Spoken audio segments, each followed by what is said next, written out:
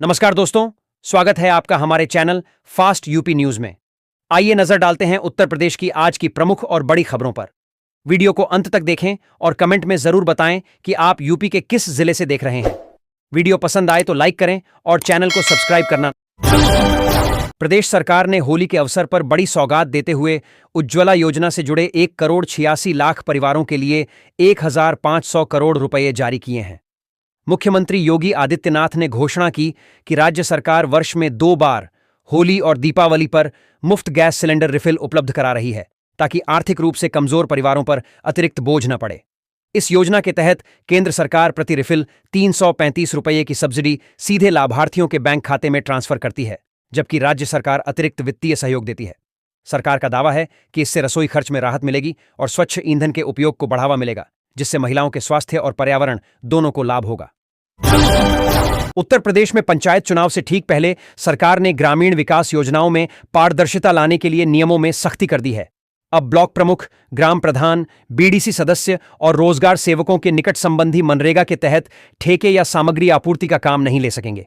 ग्राम्य विकास विभाग ने जिलाधिकारियों को निर्देश दिया है कि पहले से पंजीकृत फर्मों की भी गहन जांच की जाए और यदि वे हितों के टकराव की श्रेणी में आती हों तो उनका पंजीकरण तत्काल रद्द किया जाए। माना जा रहा है कि इस फैसले से पंचायत स्तर पर वित्तीय अनियमितताओं और पारिवारिक लाभ के आरोपों पर रोक लगाने में मदद मिलेगी। बेंगलुरु से काठमांडू के लिए रवाना हुई एयर इंडिया एक्सप्रेस की उड़ान यात्रियों के लिए लंबा इंतजार बन गई। 180 से ज्यादा लोगों को लेकर निकला विमान लगातार खराब मौसम और कम दृश्यता के कारण नेपाल की राजधानी में उतर नहीं सका। पहले दिन इसे वाराणसी की ओर मोड़ा गया, लेकिन हालात सामान्य न होने पर दूसरे दिन शाम लगभग 4:30 बजे फ्लाइट को लखनऊ डायवर्ट करना पड़ा। 2 दिन तक अनिश्चितता में फंसे यात्रियों और उनके परिजनों में नाराजगी बढ़ गई, जिसके चलते बेंगलुरु एयरपोर्ट के टर्मिनल 2 पर विरोध प्रदर्शन भी हुआ। बाद में एयरलाइन ने स्थिति स्पष्ट करते हुए यात्रियों को टिकट रिफंड या वैकल्पिक उड़ान की सुविधा देने की घोषणा की। इलाहाबाद हाई कोर्ट से स्वामी अभिमुक्तेश्वरानंद को मिली राहत के बाद विवाद ने नया मोड़ ले लिया है। कोर्ट द्वारा गिरफ्तारी पर रोक लगाए जाने के तुरंत बाद आशुतोष ब्रह्मचारी का एक वीडियो सामने आया, जिसमें वह भावुक दिखाई दिए और फैसले पर सवाल उठाए। उन्होंने आरोप लगाया कि बिना उनका पक्ष विस्तार से सुने आदेश पारित किया गया। साथ ही उन्होंने दावा किया कि उन्हें और आश्रम में रह रहे विद्यार्थियों को मानसिक दबाव और धमकियों का सामना करना पड़ रहा है। आशुतोष ने प्रदेश के एक डिप्टी सीएम पर भी गंभीर आरोप लगाए और कहा कि राजनीतिक स्तर पर उन्हें डराने की कोशिश की जा रही है। इस बयान के बाद धार्मिक संस्थानों और राजनीतिक गलियारों में बहस तेज हो गई है, जबकि प्रशासन की ओर से मामले को संवेदनशील मानते हुए स्थिति पर नजर रखी जा रही है। मध्य पूर्व में बढ़ते सैन्य तनाव का असर उत्तर प्रदेश पर भी दिखाई देने लगा है। ईरान में शुरू हुए संघर्ष के कारण कई देशों ने अपना हवाई क्षेत्र अस्थायी रूप से बंद कर दिया है, जिससे अंतर्राष्ट्रीय उड़ानों का संचालन प्रभावित हुआ है। ईद के अवसर पर भारत आने वाले हजारों यात्रियों की यात्रा योजनाएं बाधित हो गई हैं। अनुमान है कि प्रदेश के लगभग 20,000 यात्री और दर्जनों ट्रैवल कंपनियां सीधे प्रभावित हुई हैं। मार्च महीने में बुक किए गए करीब 13,000 टूर पैकेज रद्द होने से ट्रैवल इंडस्ट्री को लगभग 305 करोड़ रुपए का नुकसान हुआ है। होटल बुकिंग, वीजा शुल्क और एयर टिकट से जुड़े कारोबार में प्रति यात्री लाखों रुपए का लेन देन ठप पड़ने से पर्यटन क्षेत्र में अनिश्चितता का माहौल है। समाजवादी पार्टी के राष्ट्रीय अध्यक्ष अखिलेश यादव ने पूर्व केंद्रीय मंत्री सलीम शेरवानी की इफ्तार पार्टी में भाजपा सरकार पर तीखा हमला बोला। उन्होंने दावा किया कि पिछले 10 वर्षों में प्रयागराज के विकास के नाम पर लगभग 60 करोड़ रुपए खर्च किए गए, लेकिन जमीनी स्तर पर अपेक्षित बदलाव नजर नहीं आता।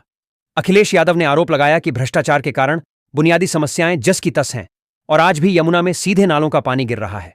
उनके बयान के बाद राजनीतिक बहस तेज हो गई है। वहीं सत्ता पक्ष ने इन आरोपों को निराधार बताते हुए विकास कार्यों का बचाव किया है। मुख्यमंत्री योगी आदित्यनाथ ने उज्ज्वला योजना के लाभार्थियों को सब्सिडी वितरण के दौरान कहा कि विदेशी निवेश का मकसद किसी एक परिवार को लाभ पहुंचाना नहीं, बल्कि पूरे प्रदेश के विकास को गति देना है।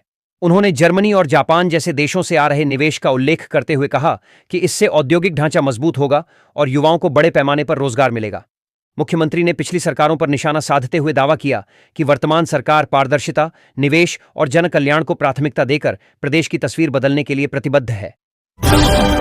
ईरान पर हुए हमले के बाद खाड़ी क्षेत्र में बढ़े सुरक्षा तनाव का सीधा असर हवाई सेवाओं पर पड़ा है।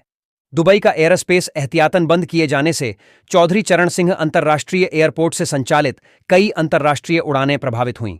लखनऊ से दम्माम, मस्कट, शारजाह और रियाद सहित 7 गंतव्यों की कुल 17 उड़ानें निरस्त कर दी गईं।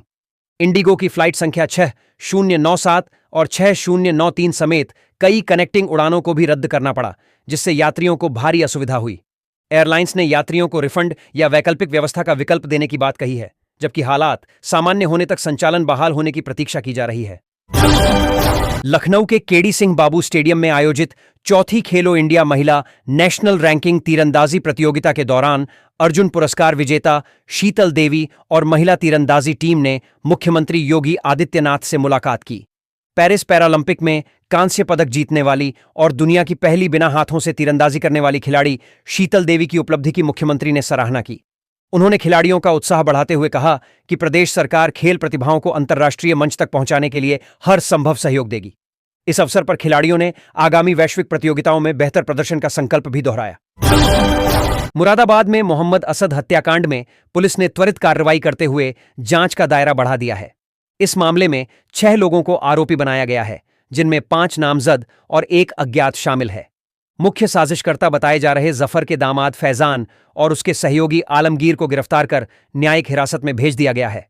प्रारंभिक जांच में सामने आया है कि जफर का अपने भाई के साथ संपत्ति को लेकर विवाद चल रहा था और उसे आशंका थी कि असद ने किसी मामले में उसके खिलाफ रुख अपनाया।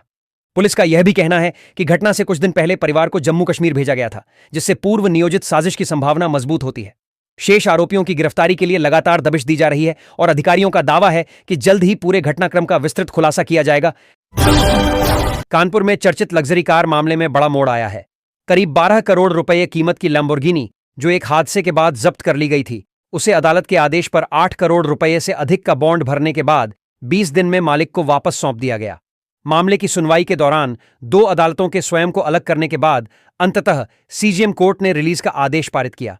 यह प्रकरण हाई प्रोफाइल होने के कारण चर्चा में रहा। वहीं बॉन्ड की भारी राशि ने भी कानूनी हलकों में बहस छेड़ दी है।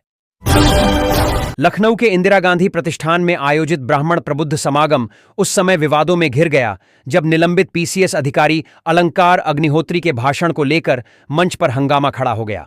बताया गया कि आयोजकों ने उन्हें सरकार विरोधी टिप्पणियों और मंदिर चंदे जैसे संवेदनशील विषयों पर बोलने से रोका, जिस पर नाराज होकर वे फरसा लेकर दोबारा मंच पर पहुंच गए। समर्थकों की नारेबाजी और विरोध के बीच कार्यक्रम में अफरा तफरी का माहौल बन गया। मौजूद अतिथियों और नेताओं ने स्थिति को संभालने की कोशिश की, जबकि आयोजकों ने कार्यक्रम की मर्यादा बनाए रखने की अपील की। मेरठ स्थित आईआईएमटी कॉलेज में होली के दौरान हुई मारपीट का वीडियो सामने आने के बाद मामला तूल पकड़ गया है। आरोप है कि रोजे से जा रहा एक मुस्लिम छात्र कैंपस के अंदर कुछ छात्रों के निशाने पर आ गया और उसे करीब 100 मीटर तक दौड़ाकर पीटा गया। सफेद कुर्ता पहने छात्र और मुख्य गेट पर तैनात सुरक्षाकर्मियों के बीच हुई बहस के बाद स्थिति बिगड़ती दिखी। 27 सेकंड का वीडियो सोशल मीडिया पर तेजी से वायरल हुआ, जिसमें अफरा तफरी का माहौल नजर आता है। कॉलेज प्रशासन ने घटना को गंभीर मानते हुए जांच समिति गठित कर दी है और कहा है कि सीसीटीवी फुटेज और संबंधित छात्रों के बयान के आधार पर कार्रवाई की जाएगी।